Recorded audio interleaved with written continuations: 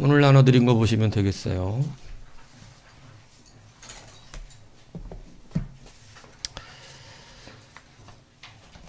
자, 교회는 원래 이 제사를 허용하지 않습니다. 성경이 그것을 분명하게 가르치기 때문에 그렇습니다. 이방인이 제사하는 것은 귀신에게 하는 것이기 때문에 하나님께 제사하는 것이 아니니까 같은 제사가 아니라는 것입니다. 그래서 이 제사를 성경은 금합니다. 우리가 주의 잔과 귀신의 잔을 겸하여 마실 수 없습니다. 그래서 주의 식탁과 귀신의 식탁이 겸하여 참여할 수 없습니다. 제사 음식을 먹는 것은 우리가 귀신들을 아예 무시해버리기 때문인 것이고, 그것을 음식 이상의 것으로 생각하지 않기 때문에 강한 믿음들은 제사 음식을 먹어도 상관이 없어요. 그것은 그냥 음식일 뿐인 겁니다. 그런데 귀신의 잔과 그리스도의 잔을 겸할 수는 없습니다. 그러니까 주님은 순수하게 주님의 신앙을 지켜내야 되는 거예요. 오염된 신앙을 굉장히 극노하십니다. 그래서 여러분, 왜 우리가 신앙생활을 잘 배워야 하냐면 22절은 안 읽었지만 주의 노여움이 이것에 있기 때문에 그렇습니다. 그러니까 신앙이 순수해야 됩니다. 그러니까 우리가 우상숭배, 귀신의 잔이 지금 이 시대가 굉장히 많이 혼탁해져 가지고 사실은 이게 기독교 신앙인지 귀신 신앙인지 모를 정도로 혼탁해진 교회들이 너무나 많습니다. 하나님의 역사인지 귀신의 역사인지 인간들의 욕심인지 정욕인지 신앙의 기준과 주체가 지금 너무나 많이 바뀌어져 버렸어요. 여러분, 매우 이것을 우리가 조심하고 각별히 살펴보아야 되는 일입니다. 신앙의 기준은 주님이십니다. 그리고 거기가 참 그런 말 무섭잖아요. 우리가 주보다 강한 자냐. 22절에 보면 이거 교회 협박이거든요. 협박이에요. 우리가 주보다 강하냐? 우리가 아무리 하나님을 외면하고 하나님에게 대적을 하고 뭐 하나님 틀리다 그러고 뭐 그럴 수 없다 그러고, 근데 그날이 가면 누구도 주님을 대적해 이길 수 있는 자가 없어요. 그러니까 이건 무섭잖아요. 네가 주보다 강하냐? 굉장한 말씀이거든요. 그러니까 우리가 주님의 뜻과 기준을 흐트릴 수가 없어요. 진리, 사랑, 선 이런 것의 기준은 다 하나님입니다. 그러니까 내가 진리요. 주님이 그러시잖아요. 그죠? 내가 진리요. 내가 생명이고. 그죠? 그리고 내가 선이요. 내가 사랑이다. 왜 이렇게 말하냐면 사랑도 하나님이 사랑인 거지 우리가 생각하는 것들을 가지고 사랑이라고 말할 수 없기 때문에 그래요. 그러니까 이신 성도님 저한테 가끔씩 질문합니다. 목사님, 그러면 진리가 뭡니까? 진리의 기준이 뭐예요? 수준 높게 물어봐요. 진리의 기준은 제가 뭐라고 답했겠어요? 하나님입니다. 전 그게 잘 이해가 안 가는데요. 저도 잘 이해 안 가요. 그냥 하나님이 다 맞다는 것이에요. 그러니까 하나님의 기준이에요. 사랑도 그렇습니다. 그렇게 대답해 줬어요. 사랑도 하나님의 기준이에요. 우리가 하는 게 사랑이 아니라 하나님이 사랑이에요. 인간은 사랑이라는 걸 규정할 수가 없어요. 진리라는 걸 규정해 낼 수가 없어요. 사랑이 뭔데요? 뭐가 모른다니까요. 그렇기 때문에 하나님이 기준인 거예요. 그러니까 이 시대가 엄청나게 혼탁해져서 귀신의 잔과 그리스도의 잔을 겸하여 섬기는 경우가 얼마나 많은지 모릅니다. 여러분, 거기에는 내 자신도 우상으로 작동됩니다. 자기 자신이 주인공이 아니에요. 주님이 주인공인 것을 우리는 아셔야 돼요. 그리고 주님을 주인으로 삼는 자에게 주님은 그 백성이라 자녀라 친구라 칭해 주시는 것입니다. 그러니까 왜냐하면 우리가 기준이 될 수가 없기 때문에 그래요. 그럼 마귀 사탄은 뭐냐? 자기가 기준인 걸 말하는 것입니다. 마귀 사탄의 왜 마귀 사탄이 됐어요? 그 자기들의 기준으로 생각하고 자기들의 기준으로 하나님을 판단했기 때문에 그들은 마귀 사탄이 된 것입니다. 그러니까 하나님의 기준을 쫓는 것이죠. 그래서 귀신에게 제사하는 것, 이것은 성경이 금하는 그러한 것이기 때문에 기독교는 제사를 금지합니다. 하나님께 예배하는 것 외에는 누구도 영적인 제사와 행위를 우리는 하나님 외에는 할 수가 없는 것이지요. 그래서 우리가 장례식장을 가면 거기서 절하지 않는 것입니다. 산 사람에게 절하는 것은 인사입니다만 죽은 자에게 절하는 건 제사가 되기 때문에 그래요. 그것은 효도가 아니에요. 예. 근데 도대체 효도의 기준을 자기들이 만든 거거든요. 죽은 사람 무덤 자주 찾아가면 효도하는 겁니까? 그게 효도 같으면 뭐 얼마나 쉬워요? 죽은 사람 자주 찾아가는 건 그 효도 아니에요. 아무것도 아니에요, 그거는. 왜냐하면 거기는 흙밖에 없기 때문에. 그렇기 때문에 우리가 만들어내는 기준들이 아니라 신앙은 하나님의 기준으로 우리가 속히 점검하고 돌아와야 하는 것이 매우 중요하다는 사실을 기억해야 합니다. 조선교회 천주교가 무너지게 된 이유가 여기에 있기 때문에 제가 오늘 이것을 말씀을 드린 것입니다. 제사 문제가 굉장히 크게 작동이 됐어요. 유교 사회이기 때문에. 자, 그래서 지난주 제가 거기 23쪽에 보면 글씨를 잘못 썼어요. 그 위에 보면 이수근에 대한 프랑스 선교사 달래 표현을 빌면 이렇게 돼 있잖아요. 그게 아니고 이벽입니다. 이벽. 이수근이 아니고 이벽으로 고치세요. 굉장히 크게 오해할 수가 있어요. 이수근이 아니고 이벽에 대한 이야기예요. 왜 위에 계속 이벽에 대한 이야기를 했잖아요. 이벽이 굉장히 충만했잖아요. 그러니까 이수근이 북경을 갔다 와서 그 책을 가지고 굉장히 탐독을 하고 책까지 얻어서 이렇게 했는데 그 이제 이벽에 대한 표현이 그가 체험된 신앙이었다 이렇게 말씀을 드렸던 거예요. 제가 이벽을 통해서 조선 교회가 다시 일어난다고 그렇게 말씀을 드렸었죠. 자, 그래서 조선 초기에 이렇게 여러분 중요한 게 뭐냐면 특징이 뭐냐면 한국 그 천주교회의 시작이 굉장히 뭐냐면 선교사 때문에 일어난 게 아니라는 거예요. 이게 매우 중요해요. 뭐냐면 그냥 뭐 때문에 일어났어요? 책입니다. 책. 서적. 그죠? 서적을 통해서 신앙이 자연스럽게 일어난 거예요. 이게 선교사가 들어온 적도 없고 선교사가 와서 가르친 적도 없는데 학자들이 천주교 서학 책들을 연구하고 고민하고 보면서 신앙이 생기고 거기에서 이벽 같은 사람은 아주 진심인 자가 된 거예요. 뿐만 아니라 순교자도 생깁니다. 그러니까 여러분 굉장한 역사죠. 그래서 우리가 여러분 기록된 것을 읽고 계시록 1장 3절에 나오잖아요.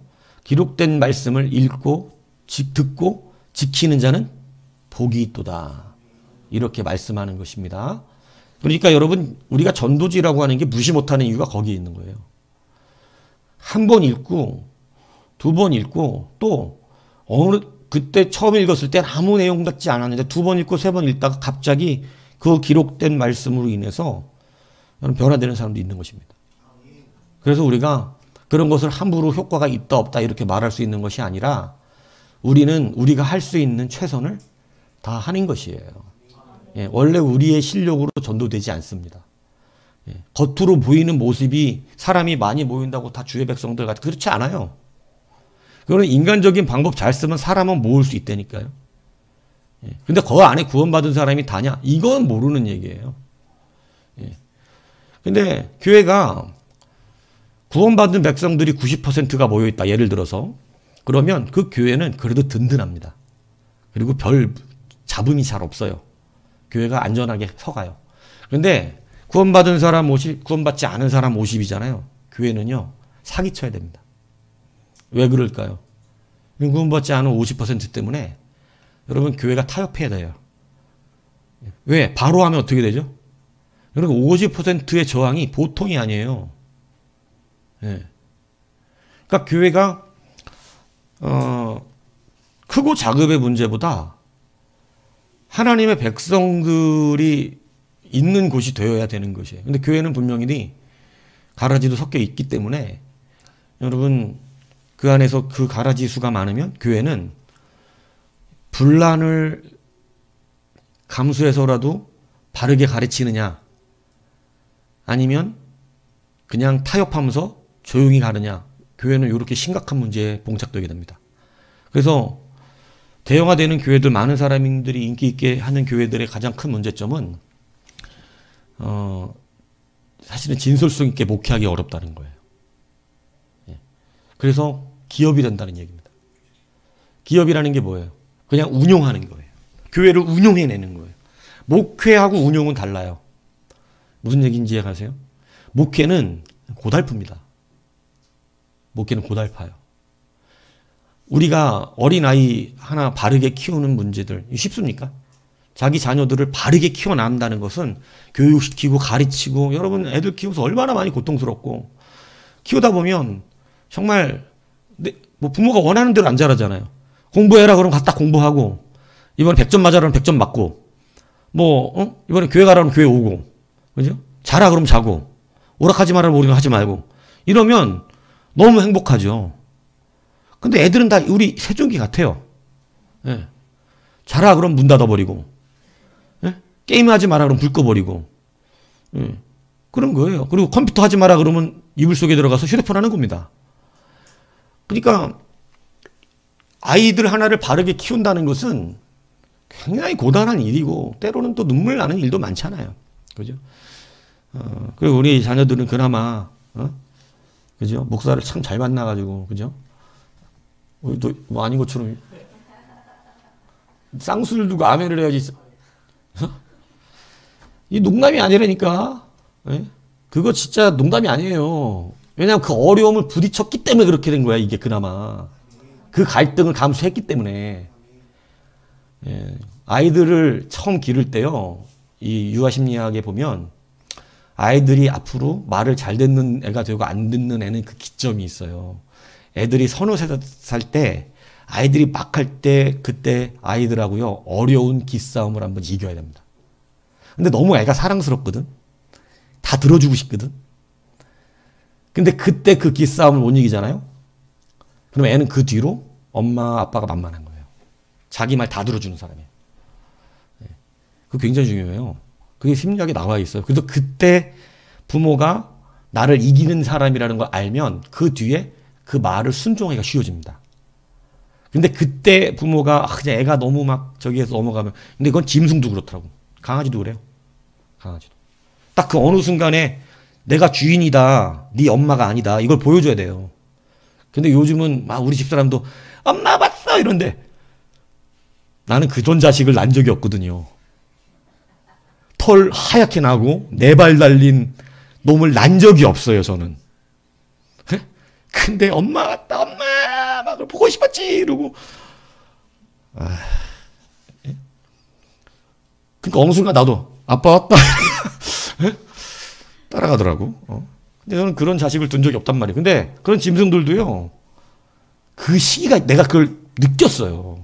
야, 이것도 그 어린 시절 언제 한번 기를 꺾는 시기가 있구나, 동물도. 근데 개들 그거 잘해요. 개가 키우면 그거 잘합니다. 유튜브 보면 리트리버 요즘 동영상 인기잖아요. 그 자기 자식들 교육시키는 거. 냉철하잖아요. 막 물어버리거든요. 근데 그게 뭐냐면 그 교육시키는 거예요. 말 들으라고. 예. 근데 그런 게 개들도 있더라니까. 그러니까 그 유튜브 가면 있어요. 리트리버의 교육. 예. 그래서 리트리버가 자기 새끼들 막 모성애 강하거든요, 개들도. 근데 그 교육할 때 정확해요. 쾅쾅쾅 물어요. 말썽 못 피게. 예. 그 시기가 있어요. 예. 그러니까 뭔 얘기했어요? 예?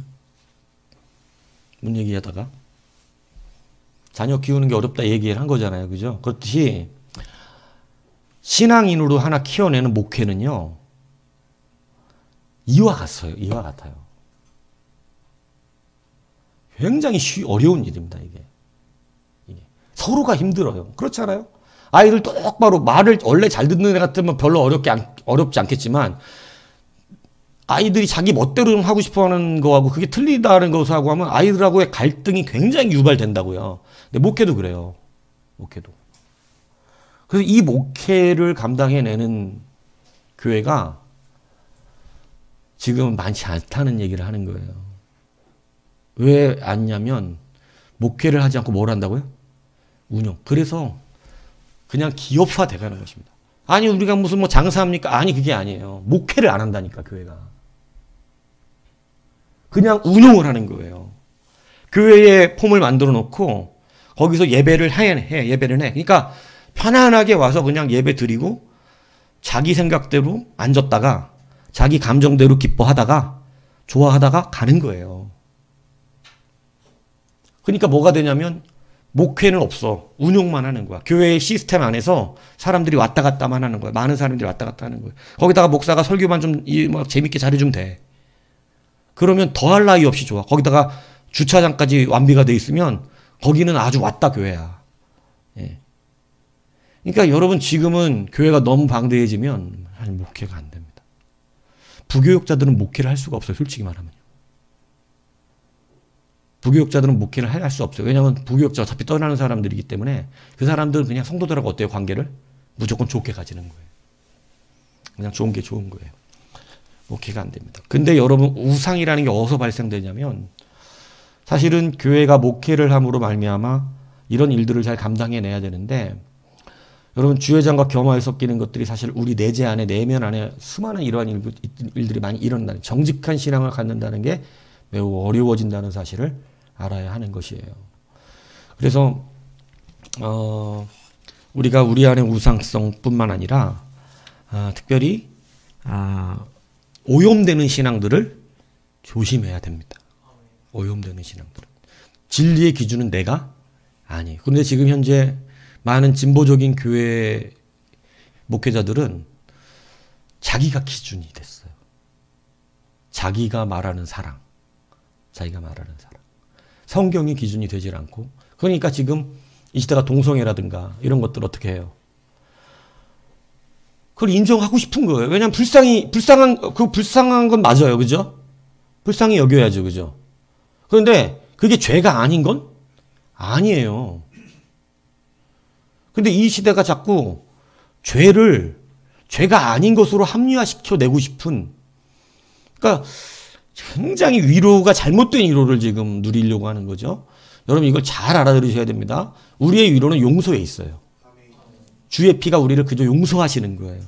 내가 연약하고 성경이 굉장히 우리한테 계속 가르치는 성경의 율법으로부터 우리에게 가르쳤던 것은 뭐냐면 은혜입니다. 은혜. 우리가 율법에 이를 수가?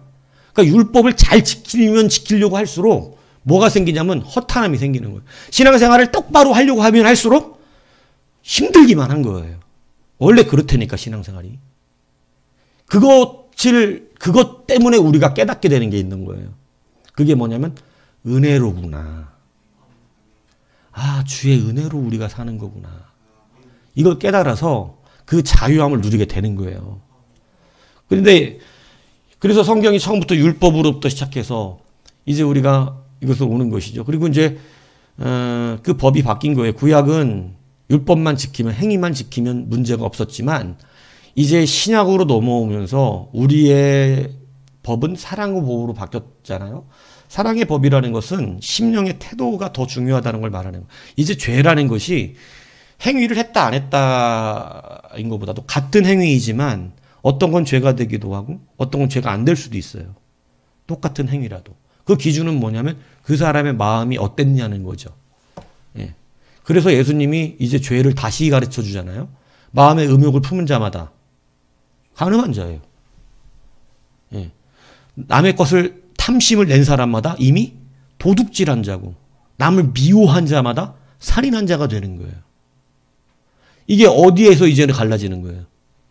이제는 그 행위로서 그 죄가, 원래 행위가 죄가 아니야. 행위로서는 할 수가 없어. 행위로서는. 근데 이제는 우리의 심령 안에서 갈라지는 거예요.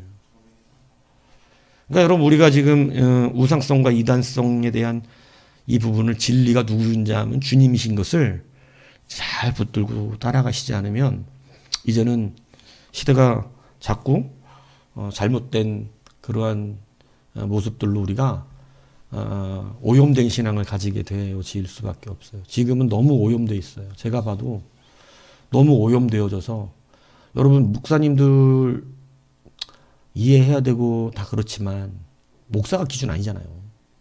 목사 기준입니까? 목사 기준 아니에요, 여러분 이거. 예.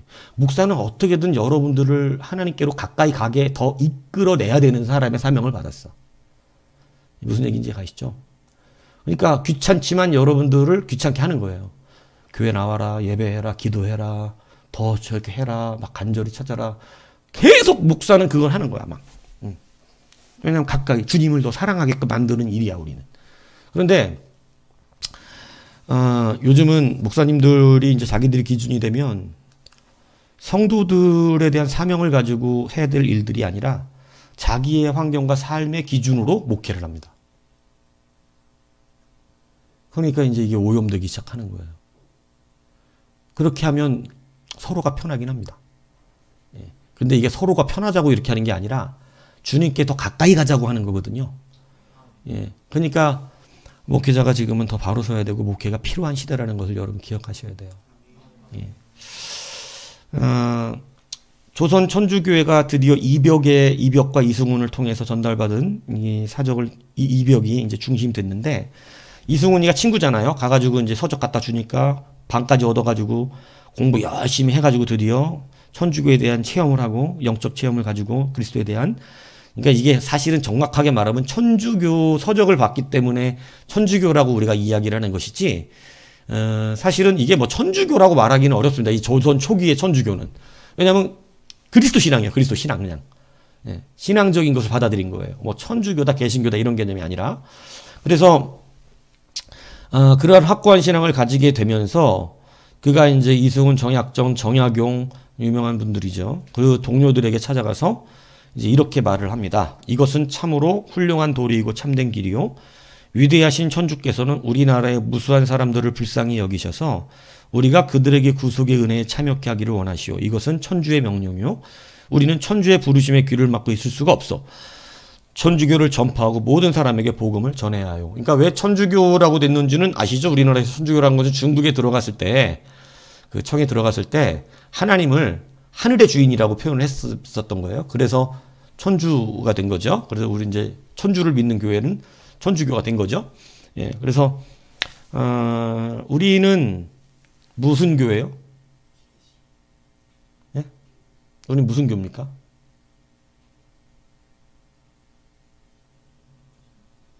여기 천주는 천주 하나님을 믿으니까 천주교인데 우리는 무슨 교냐고.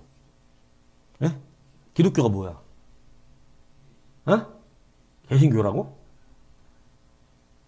기독교는 천주교도 기독교예요. 무슨 얘기인지 아시겠습니까? 예. 그러니까 기독교가 뭐냐고, 그러면.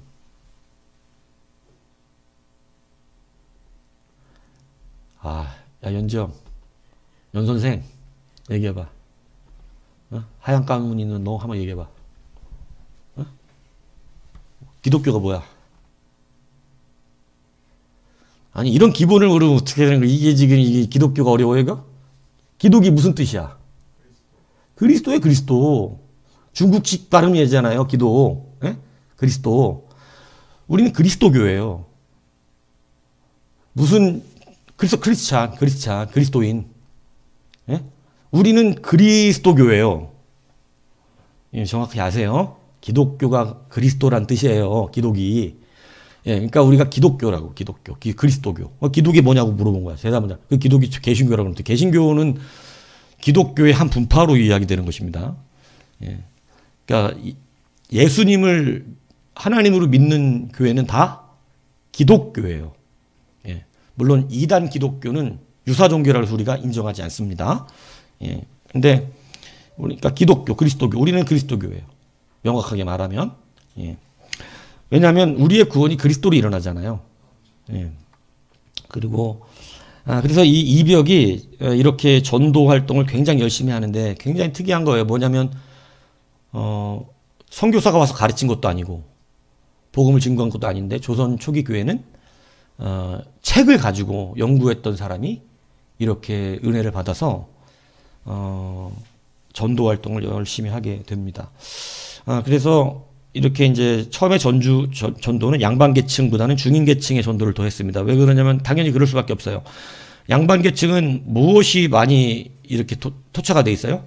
유교죠, 유교. 왜냐하면 유교 사상. 그러니까 유교 사상을 가진 사람들에게 기독교를 전파한다는 게 쉬운 일은 아니지만 중인들은 사실은 그렇지 않죠. 별로 중인들은 서책 안 읽잖아요. 예, 그러니까 중인들은 이제 뭐 계층 전도를 했는데 이 사람들은 오히려 잘 전도가 됐습니다. 유학에 너무 뭐 깊이 빠져 있지도 않았고 또 그런 걸 신앙화시키지도 않았기 때문에 그래서 이제 역관이었던 최창현, 김범우, 최인길, 지황, 김종규 같은 사람들이 천주교에 입회를 하였고 그래서 이 양반들보다는 중인 계층들을 통해서 종교가 이 천주교가 더 잘 확산이 되기 시작했었다. 그리고 역관들이 천주교를 잘 받아들일 수 있었던 것은 북경을 많이 왕래하잖아요, 역관들은. 그러니까 그 왕래하는 가운데서 그러한 어떤 서학을 더 쉽게 잘 접근을 했었고 이렇게 받아들였었기 때문에 그런 문명세계 증거성이었기 때문에 좀 열려있는 개방성이 있었어요. 그러니까 오히려 천주교를 더 받아들이기가 쉬웠던 것입니다.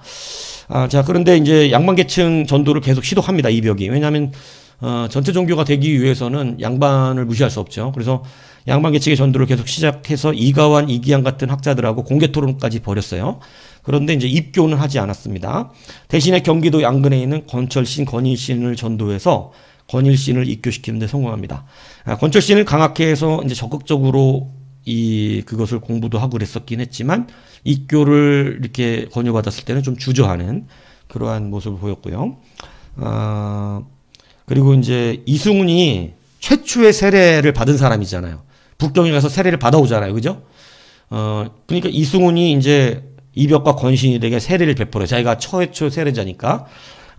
그래서 이제 이벽에게는 요한, 권일신에게는 프란체스코 사베리오라는 세 명을 주고 이렇게 합니다. 그래서 권일신도 이제 이벽과 함께 열심히 전도 활동을 해가지고 자기 매부였던 이유나 그리고 친구 조동섬을 입교시키고 그리고 충청도 내포, 지금의 아산 지역이라고 그러는데 거기에 이존창, 전라도 전주 출신인 유한검 등을 교인으로 얻습니다. 그래서 그리고 이제 이 무렵에 권철신의 외숙인 홍교만, 이름이 좀 교회에서는 좋진 않죠. 홍교만. 홍교만이 이제 입교해서 되기 시작하는 거예요. 드디어 사람들이 모이기 시작하고 그러면서 조선 천주교회가 창설되어져서 이제 되게 재밌는 일이 벌어지기 시작해요. 이제 천주교인들이 자신에게 세례를 베풀어준 인물을 신부라 그러고 이제 교리를 가르쳐준 사람을 대부라고 부릅니다. 그러면서 이제 이것은 원래 이렇게 하면 안 되죠. 예, 왜냐하면 이거는 교회의 법이 이렇게 되는 게 아니에요. 근데 자기들이 그냥 하는 거예요, 그냥. 그러니까 이승훈이 처음 세례 받았으니까 막 세례 주고, 예, 그다음에 세례 받은 사람 또 세례 주고, 그리고 이제 자기에게 세례 준 사람은 신부고, 말씀 가르쳐 주면 대부고, 이렇게 해서 자기들이 이제 이렇게 해 나가요.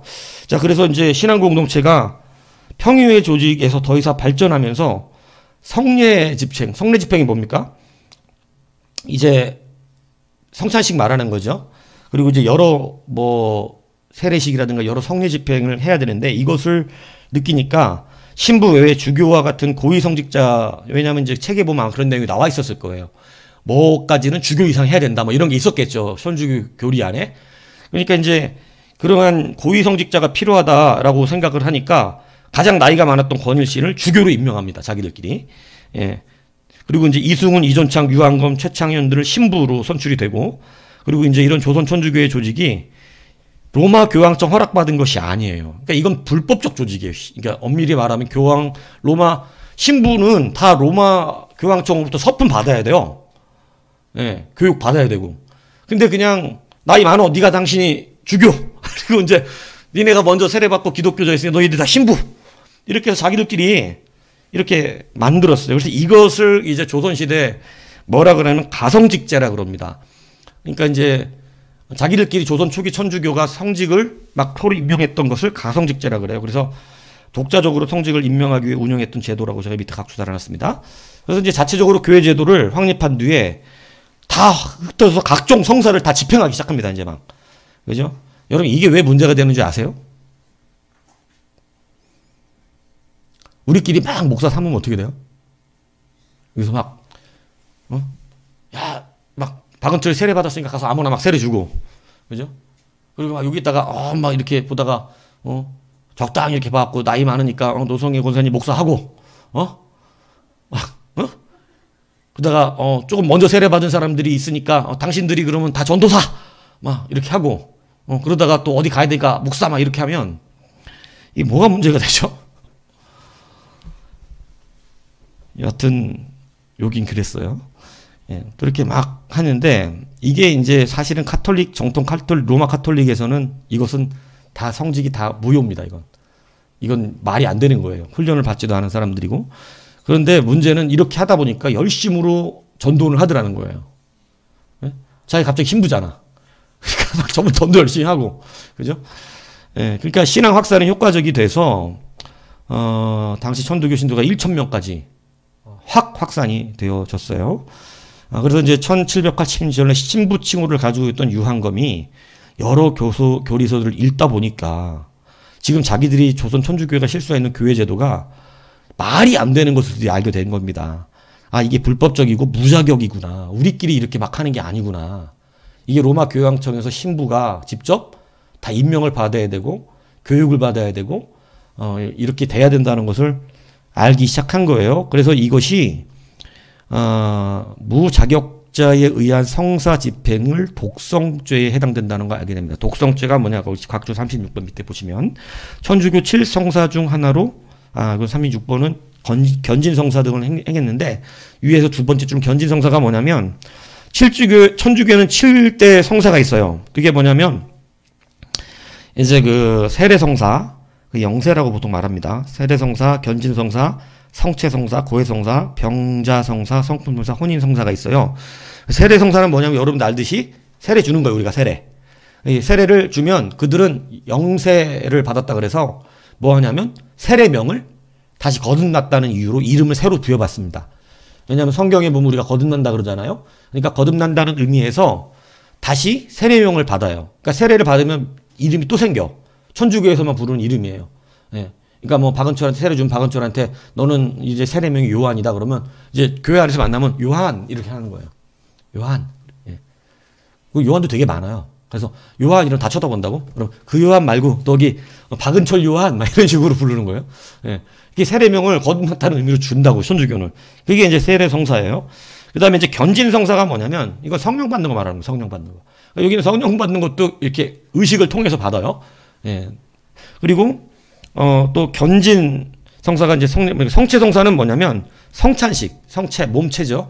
뭐냐면 예수님 몸을 나누는 건데 천주교가 제가 이제 정확하게 지금 기억이 안 나는데 천주교는 지금도 그런지 모르겠는데 이 예수님의 피를 나누는 잔은 나누지 않습니다.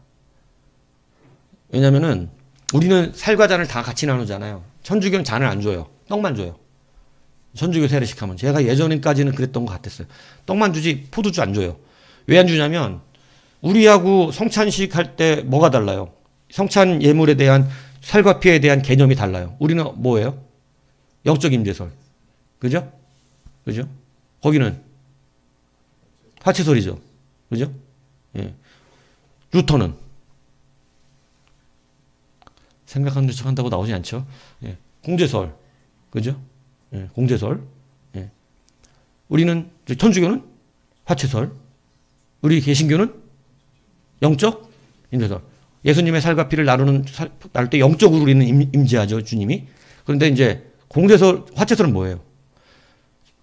신부가 그 집전을 하는 그 순간에 선포했을 때 이거 진짜 예수님의 살과 피로 변한다는 것입니다. 그러니까 요 개념이 다르죠.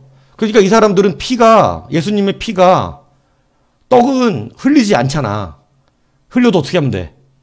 집어 먹으면 돼요. 그죠? 근데 잔은 어때? 못 먹잖아. 흘러 들어가면. 그러니까 이게 한 방울 옆으로 떨어질까 봐. 예수님 잔 안 줘요. 왜냐면 예수님의 피로 변하는 건데 이거 함부로 땅바닥에 떨어지면 안 되니까. 예. 그래서 잔 안 줍니다.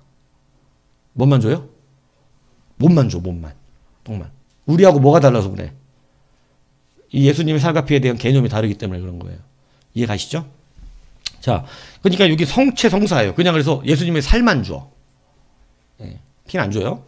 예, 웃기죠. 예, 그 다음 고해성사. 알죠? 고해성사는 알죠, 여러분도. 뭐 하는 거예요? 자기 죄 고백하는 거죠. 예. 그 다음에 병자성사 뭐예요? 예, 병자 쫓아가서 병 고쳐주는 기도해주는 의식이에요. 예, 성품성사 뭐냐면 이거는 이제 사제들, 신부들이 될 때 사도들이 가졌던 그러한 사도들이 가지고 있는 물품을 이렇게 주는 겁니다. 예. 이게 그렇게 많아? 그러니까 지금 다 성품선사 받는 건 지금 신부들이 성품선사 지금도 받거든요. 신부될 때. 그러니까 그건 다 짝퉁이에요. 사도들이 갖고 있던 게 아니라고. 사도들이 갖고 있던 게 뭐 얼마나 많다고. 그러니까 자기들이 이제 그 사도들의 뒤를 이어 주의종의 길을 가진 거잖아요.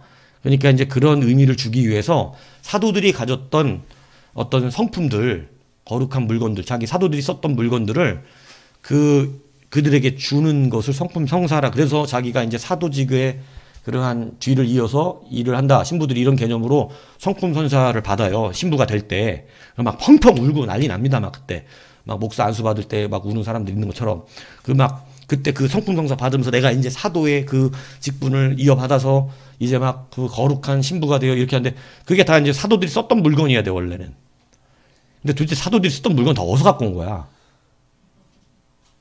그러니까 옛날에 예수님이 십자가 지었던 십자가 그 나무 쪼가리 그거 돈 받고 팔았잖아요, 중세 시대에.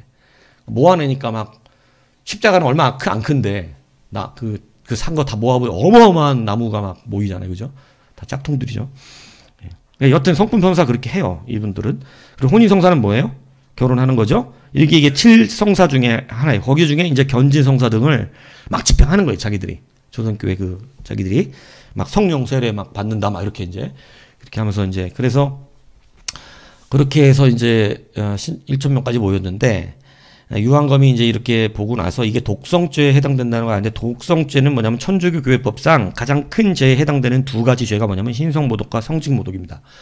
그러니까 신성모독은 하나님의 신성을 모독하는 거예요. 하나님을 모독할 때. 예수님도 신성모독으로 죽으신 거예요. 그죠? 유대교 신성모 하나님 모독했다 이런 거죠. 신성모독이 있고 그다음에 성직자 모독, 여기는 성직 모독자가 굉장히 큽니다. 우리는 목사 알기로 우습게 알지만 개신교들은 천주교는 그렇지 않아요. 왜냐하면 천주교는 요즘 교회 교리 법상은 넓게는 모든 사람을 교회로 이야기하지만 실질적으로 천주교의 교회는 성직자 이상입니다. 그러니까 성도들은 일반 신도들은 교회가 아니에요. 그러니까 신부라든가 이런 사람들의 직분을 모독하는 거예요. 내가 신부가 아닌데 신부처럼 일을 한다. 이거 신부 모독, 이거 성직 모독이에요. 거룩한 성직을 모독한 거예요. 그러니까 신부만 해야 되는 일을 하면 안 되는 거거든요. 그러니까 우리 개신교회도 뭐 세례는 목사만 하죠. 담임 목사만 합니다. 그러니까 그런 것을 왜 규정을 짓는 거예요? 이게 남무되면 안 되잖아요. 의미 없이. 그러니까 이제 그렇게 하는데 여기 같은 경우는 신부 제도가 굉장히 이렇게 조금 그래서 그게 이제 모독죄가 굉장히 커요. 이게 독성죄, 용서받지 못하는 죄까지 올라가요. 그러니까 아주 두 가지의 죄가 가장 큰데 신성모독과 성직모독의 죄가 큰데 지금 자기들이 하는 게 뭐예요? 성직모독이에요. 독성죄가 돼 있는 거예요. 자기들이 하면 안 되는 일들을 다 막 자기들이 신부가 되고 막 그죠? 막 돼가지고 이렇게 한 거죠. 자, 그러니까 이걸 깨달은 겁니다. 그래서 이것을 이제 이승훈에게 알렸고 성사 집행을 중단합니다. 그리고 북경에 있는 천주교 신부들에게 가서 이 사실을 알려요. 그래서 건신일에 제재했던 윤유일을 통해서 이승훈과 건일신이 이제 교회 대표니까 대표 서한을 북경 신부에게 보냅니다. 그래서 윤유일이 동지사 일행 속에 장사꾼으로 변장해서 1789년에 서울을 떠나가지고 북경에 도착합니다. 그래서 북정등당을 찾아가서 로 신부를 만나요. 그래서 자기 조선 천주교에 이렇게 생겼다. 그러니까 이제 구배의 주교를 비롯해서 북경의 신부들이 충격적인 것입니다. 왜냐하면 선교사가 한 번도 가지 않았잖아요. 근데 조선이 교회가 생긴 거예요. 성도들이 생기고 놀라운 일이죠. 그러니까 여러분 그래서 우리가 북한 같은 경우도 뭐 성경책을 우리가 되게 보내주잖아요. 조그만 거 숨길 수 있는 거 돋보기로 봐야 되는 거 보내주면 밤에 이렇게 돋보기로 보잖아요. 성경책. 모르세요? 숨기기 되게 좋은 성경책 보내줘요. 풍선 날리는 거 그런 거예요. 그러니까 그런 거 해서 막 날라가서 이제 그러니까 막 풍선 막 날리지 마 그러고 욕하고 막 그러잖아요. 막 그런 거. 근데 사실은 그런 게 올라가서 지금 북한이 많이 개발된 겁니다. 사실은. 막 거기 라면 싸서 보내고 성경 말씀 조금 막 해가지고 복복이랑 같이 보내준다고요. 이렇게 보면 그거 보입니다. 그 사람도 그거 보고 예배해요. 지하교회 숨어가지고 말씀 그걸로 본다고. 그러니까 그 사람들 마음껏 찬양하는 게 소망이죠. 여러분 예배 잘 들으셔야 된다니까. 이렇게 자유하게 예배하는 게 얼마나 감사한지 몰라요. 그죠? 그러니까 이제 이러한 것이 굉장히 우리가 하나님의 말씀 한마디도 직접 전도가 되진 않았지만 이렇게 증거됐을 때 굉장히 강력한 힘을 발휘하게 된다. 그러니까 여러분 전도지만 나눠주는 것도 힘이라는 거예요. 무슨 얘기인지 아세요? 이렇게 전도지만 주면 잘 안 읽려 그러니까 휴지에다가 같이 주는 거잖아요. 휴지 쓰면서 한 번이라도 보라고. 그래서 화장실 앉았다가 한 번이라도 볼 수 있잖아. 그죠? 예. 그러니까 보라고 주는 거죠.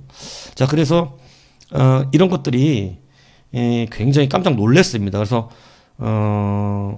달래 선교사의 말이 이거예요. 아무 신부도 일찍이 예수 그리스도의 이름으로 전파한 일이 없는 나라에서 와서 그 나라의 신앙이 얼마나 기묘하게 보급되는지를 설명하는 이 천주교인의 존재는 선교사들과 특히 구베아 주교에게 가장 즐거운 광경이었다. 이들이 불법적으로 어떤 이 성사를 했지만 천주교인이 이렇게 생겼다는 것에 대해서는 굉장히 행복해했다. 그래서 구베아 주교는 윤희를 통해서 알게 된 조선 천주교의 발전에 깊이 고무가 되어가지고 이제 전교행위를 전도했던 그 모든 행위들을 찬사합니다. 그러나 이제 성품 성사를 받지 않았잖아요. 이승훈이나 권일신이 뭐 주교로 돼 있지만 이 사람들이 무슨 성품 성사를 받은 게 아니라 로마 교황청이 인정한 주교가 아니에요. 그러니까 공신이 아니에요. 그러니까 미사를 거행할 수 없다는 것을 알려주고 세례를 하는 것은 이제 허락을 합니다. 그래서 그거를 빼고는 다른 성사는 절대 할 수 없다. 그래서 그것을 설명한 사목교서를 조선 천주교에 보내줍니다. 그래서 윤유일이 1790년에 봄에 이제 거기에서 영세와 견진 성사를 받고 세례죠. 영세는 세례라 그러는 거예요. 그러면서 이제 구베아 주교의 선을 갖고 돌아옵니다. 그래서 조선교회는 교회 지도들의 지시를 받아들여서 성사를 집행할 신부를 요청합니다. 우리에게 그럼 신부를 보내달라. 왜냐하면 이 사람들이 가가지고 언제 교육받고 신부가 되고 성품을 맡겠어요. 그건 시간이 오래 걸리죠. 예. 여러분들 아세요? 조선에 혹시 그 아는 신부 있어요? 여러분 옛날 국사 공부했으면 나올 텐데 무슨 조선 천주교의 신부하면 뭐 김대건 신부 이렇게 안 들어봤어요? 예, 그 정도는 기억이 나셔야 될 텐데.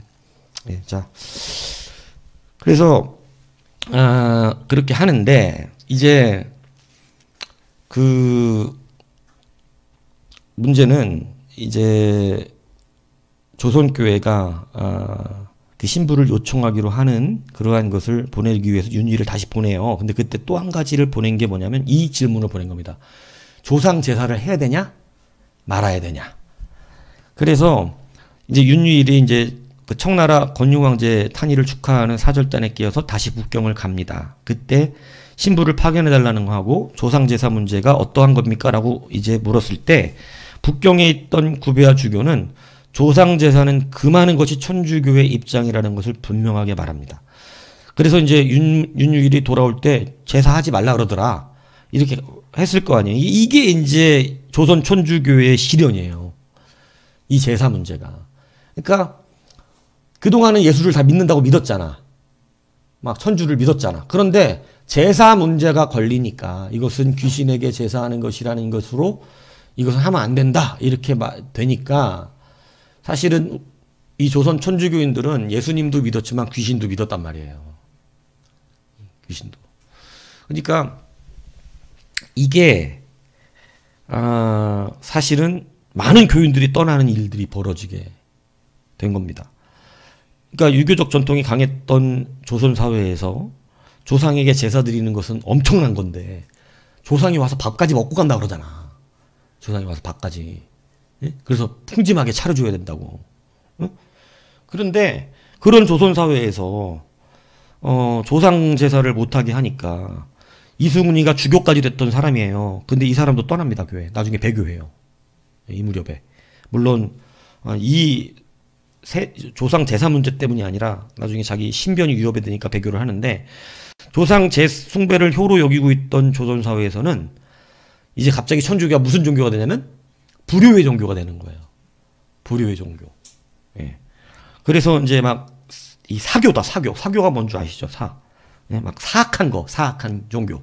사교가 돼서 이단자로 부각이 되고 조선 천주교 내쪽으로는 이제 유교적 풍습을 양반들의 신도들이 다 이탈되기 시작하고 바꾸더라면 벽의척사. 벽의척사가 뭐냐? 벽이라는 게 뭐냐면 조선 후기 전통 유학자들의 주축을 이룬 천주교 배척사상으로 사학을 배척하고 정도와 정학을 수호해야 한다는 뜻이 벽이에요.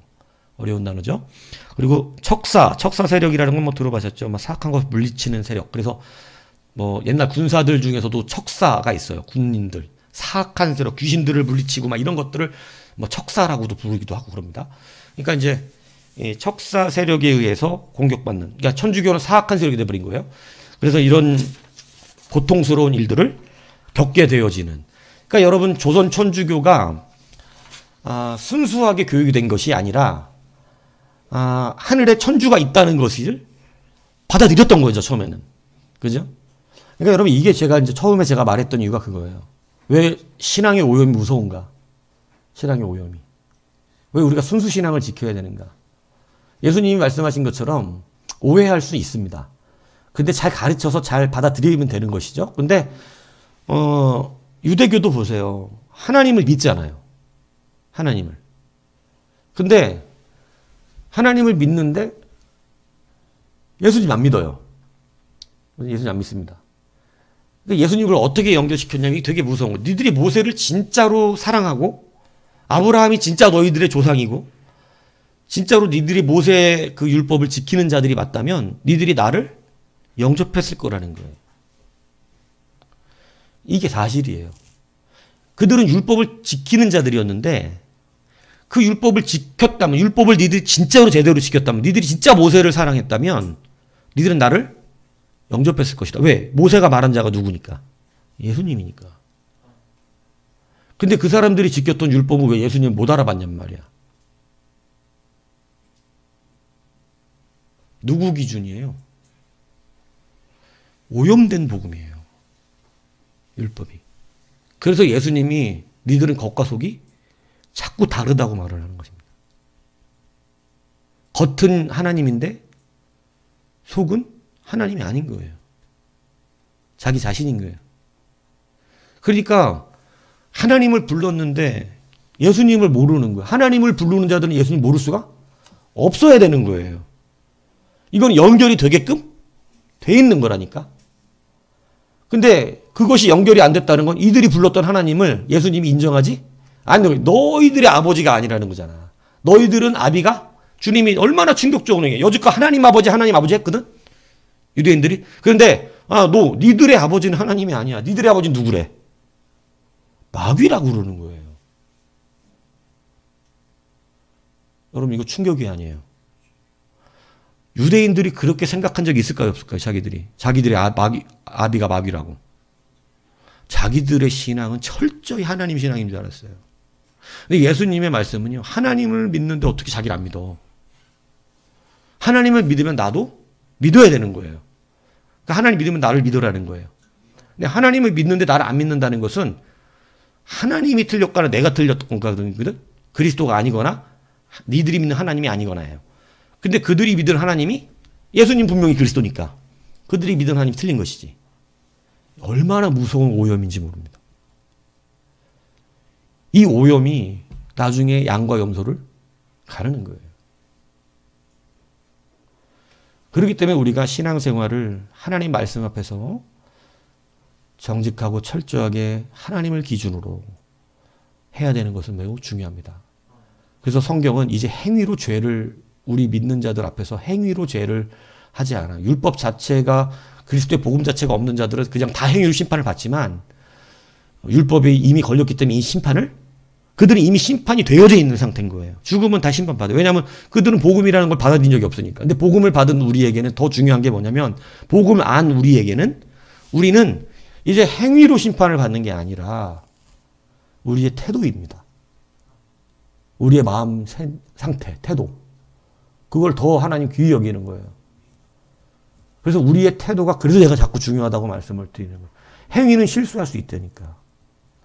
태도가 중요한 거예요. 실수하고 잘못했지만 그 행위로 우리가 저기를 받지 않고 하나님 앞에 우리가 우리의 연약함들을 고백하는 거. 그래서 이미 다윗이 고백하잖아요. 주께서 받으시는 제사는 양과 소가 아니야.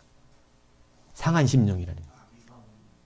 그러니까 여러분 우리의 태도가 이렇게 중요하다는 사실을 기억하셔야 되고, 그러니까 지금 우리가 이제 마지막 이 시대를 살면서 정말 여러분들이 좀 조심하고 받아들여야 되는 게 기준이 절대 내가 아니라는 사실이에요. 하나님 말씀을 철저히 기준을 삼아야 됩니다. 목사도 기준이 아니에요. 목사가 뭐 자기 성향은 있지. 근데 그 성향은 진리가 아니고 하나님의 말씀이 기준이에요. 이것을 우리가 철저하게 인정해야 되고 이것을 받아들여야 성령의 사람 되는 겁니다. 그렇지 않으면 이제는 이 시대는 확실하게 하나님이 하세요. 예전같이 이제 그렇지 않아요. 그래서 오염되지 않은 우리의 신앙이 되실 수 있도록 하나님의 말씀을 잘 기준 삼아야 되고 그 하나님께 모든 기준이 있다는 사실을 인정하시면서 우리의 태도가 주 앞에 정직해져야 되는 것입니다. 그리고 마지막 때 우리에게 말씀을 통하여 이 정직함을 가르치신다는 건 매우 감사한 일인 거예요. 예.